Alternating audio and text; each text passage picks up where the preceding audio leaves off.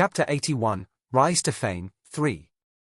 Since a long time ago, I, along with the great sovereigns that came before me, have worked hard to achieve peace and comfort for the nobles and citizens. In addition, I have personally considered it my duty to build the land that promises a land of relief to the people. Swoosh!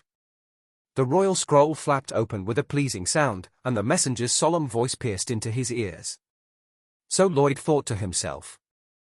Crap! This is not good. Lloyd was now modestly kneeling before the royal messenger, and it was a relief that he had his head hung down.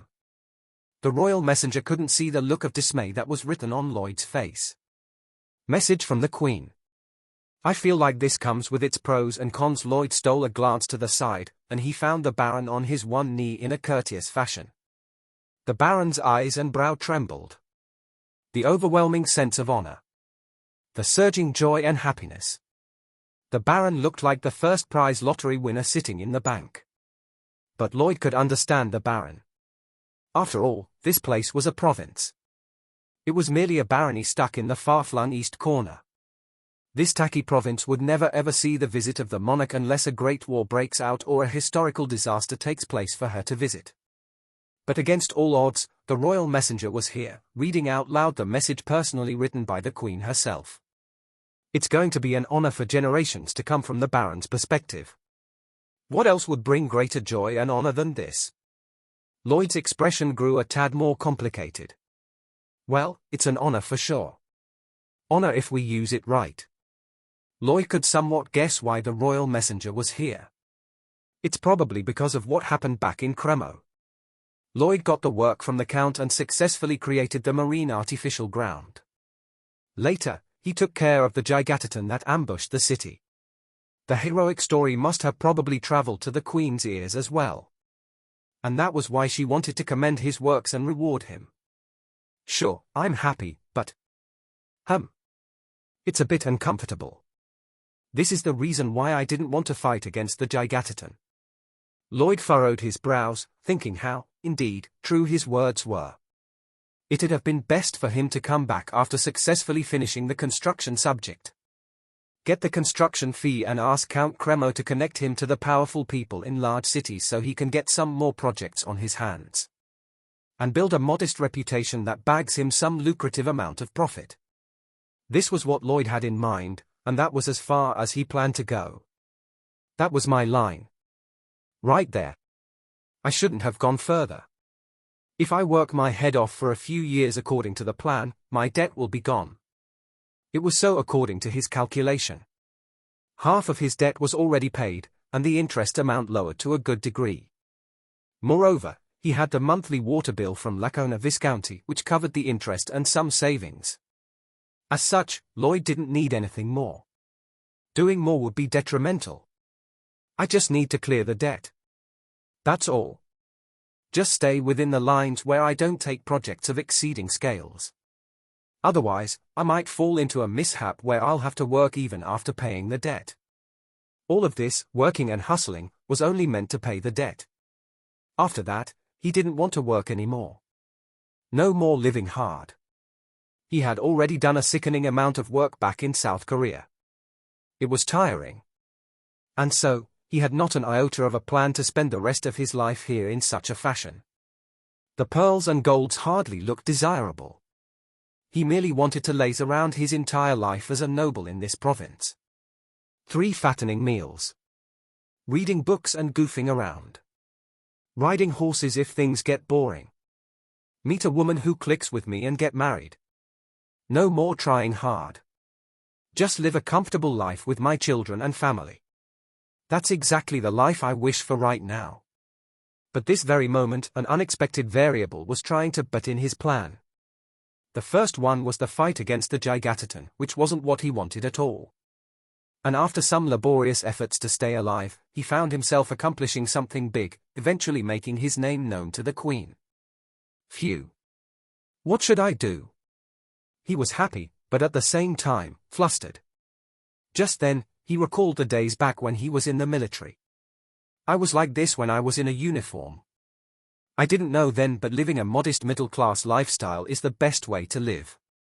It was true. It must be when he was a private. On the first day of his deployment after finishing the basic military training, the administrative officer of the company shot Lloyd a question as soon as he came. "Would you look at that? Degree in civil engineering? Can you shovel?" When Lloyd heard that, he was sitting ramrod straight on a chair in the administrative office. And in a loud, disciplined voice that reflected his new recruit spirit, Lloyd yelled that he could do it. "That was the beginning of my misfortune." Lloyd heaved a sigh. His own thoughtless answer became the reason behind his downfall in the military. From that day onward, he was turned into a personal summon partner of the administrative officer. Thrown into all sorts of construction projects, Lloyd repaired the water pipes, guard posts, and outskirt fences and built the football field in the company. The repair work never came to an end. Once he was done with the field, he moved on to work with the laundry drying machine, and then the battalion's food waste disposal. One repair would be finished only to start another. And later, I was called in for lawn mowing and welding. Thanks to that, he mastered welding, which he had never fathomed of. Stuck in Yeoju, the rear unit in Gyeonggi province, Lloyd spent more time working and building stuff than learning training tactics, even when he was part of the mechanical force. He got on the handcart more than the armored car and got his hands on the shovel more than the rifle. Half of his years were spent as a laborer. And they even tried to make him stay in the military when his discharge day came near. Indeed, Lloyd received the offer to become a staff sergeant in the military. But he had enough of the military. So he rejected them, which he regretted a little when his life became tougher for him as a civilian. Anyway, I mustn't put myself out there too much. The rumor of my good skills shouldn't spread too far. Otherwise, I'm going to get pestered by the higher-ups. Unfortunately, however, that very thing was happening right now based on the words the royal messengers tirelessly read out loud. Therefore, the news of Cremo gripped me with concerns. Blah blah. I was overjoyed to hear about the accomplishment of the valor and sacrificing spirit of the young noble and his personal knight. Blah blah. I shall personally honor the achievements of these two men. Ha.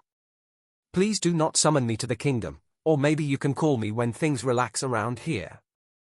Lloyd had to work on the reclaimed Marteai's land, and the coal business was about to begin. He was an exceedingly busy man.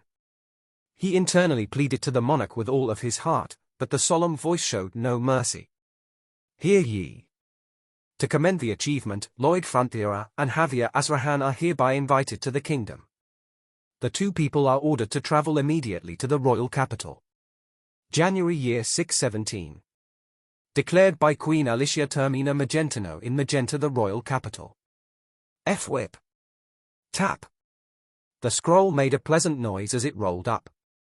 There was such a smoothness in the messenger's maneuver that made Lloyd wonder if the messenger had practiced it all day. At the same time, the shoulders of the Baron, who was on his knees, shivered. He started to wail in overwhelming sensation, tears streaking down his downcast face. Where? Wah. Baron Arcos Frontiera, lift up your gaze, instructed the royal messenger. Sniff. Sniff. You must be proud of your son.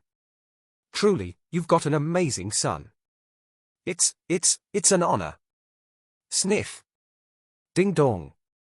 Your likability with Arcos Frontiera has increased by 9 points. Current RP with Arcos Frontiera, plus 56. You have earned 90 RP by greatly improving your relationship with a main character. Current RP, 2036. Whoa. Lloyd sighed at length. At this point, he was out of options. It reached the point of no return. Oh, well.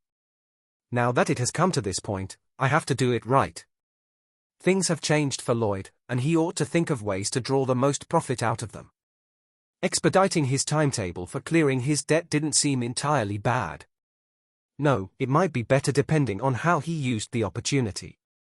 Once he finished adding up the numbers in his head, Lloyd lifted his head, his face beaming. I, Lloyd Frontiera, accept Her Majesty's order. And just like that, Lloyd decided to travel to the royal capital, which was the same as passing a bar with flying colors just by studying the night before. Black Club Hash. A festival was held in the Frontiera barony. The time was right as it was winter, the time of the year when fields required only a few workers.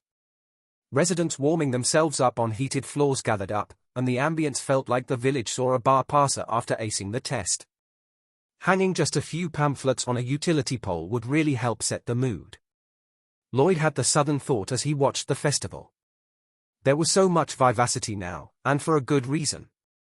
This fiefdom had been absent of dreams and hopes. Lloyd was the young master who gave himself to daily drinking and troubled everyone. But he completely changed one day. Something seemed to have knocked some sense into him because he started to live an industrious life and began several successful projects. He made fortunes, pushing away the dark atmosphere in the barony that fell because of the scammers. And now, the young master received an order from Her Majesty. He was ordered to come to the royal capital to retrieve a large award. That alone made these innocent provincial residents straighten their backs with pride. In fact, it would considerably benefit all the people. It's going to encourage their spirits. Not only that, they will be treated better when they meet others from another fiefdom. They wouldn't be looked down upon so easily and enjoy some small profits when trading goods. I guess you mean they won't be looked down on for being a country bumpkin from now on. Something similar, yes. Lloyd nodded as he heard his answer. Javier made sense. After all, this fiefdom is likely everything to the people here. The Frontier barony was their hometown and their livelihood, and this event improved the reputation of the fiefdom. Their fiefdom had received a royal order and award from Her Majesty, which would become an achievement other people in the province couldn't easily downplay. Makes sense that people will be filled with pride. I mean, it's human psychology for humans to feel proud when a soccer or baseball team they cheer for win in a game. That was commonplace in the modern world. A particular team clinched victory in a Champions League, with the most popular athlete in the team scoring the winning goal and carrying the game. That surefire guaranteed online forums to go wild in a frenzy. Lloyd had seen it happen many, many times. Everyone goes berserk even when they get nothing in return. It was human psychology to go wild for a soccer athlete who lives on the other side of the world and has zero connections to them by school, friendship, or family, absolutely no connections at all. Given that, what did they get out of this happy event in this fiefdom? And the royal order? It'd directly and indirectly profit the people. It was even more so because the man who received the order from Her Majesty was said to become their lord in the future. That was why they were holding the festival in exhilaration. That was why everyone's eyes grew beady and glimmering every time they came across Lloyd, as if he was a member of VTS, the idol group. Well, thanks to that, I earned additional RP. He had received 100 from the Baroness, 30 from Sir Bayan, and 70 from the residents. Of course, the RP was faithfully saved. He thought of upgrading his mana-heart skill, but he held back, thinking that he might find himself in a more dire situation again. Just because I level up my mana-heart skill and get stronger, it doesn't mean that it's good. Skills had to be upgraded according to the situations he was in. Lloyd could only respond to various situations only if he did that. It was the case in the ant cave and during the fight against the Gigatitan. As such, Lloyd decided to store his RP like a bear getting ready for hibernation. The only thing that he pampered himself with was some seeds to transform his summon creatures. You have purchased 100 sets of sunflower seeds. Purchase price, 100 RP. Current RP, 2,136. Preparation to travel to the royal palace took place step by step. But Lloyd prepared more than the trip. He had a bigger picture in mind. Since the monarch kindly got me a stage for me to perform, I think it's only right for me to make sure that I make the most out of it. With such a decision in mind, Lloyd came up with a plan, skipping sleep for several nights. And at last, the morning of the departure rolled in. And his master plan was ready to take off to completely clear the barony's debt once and for all.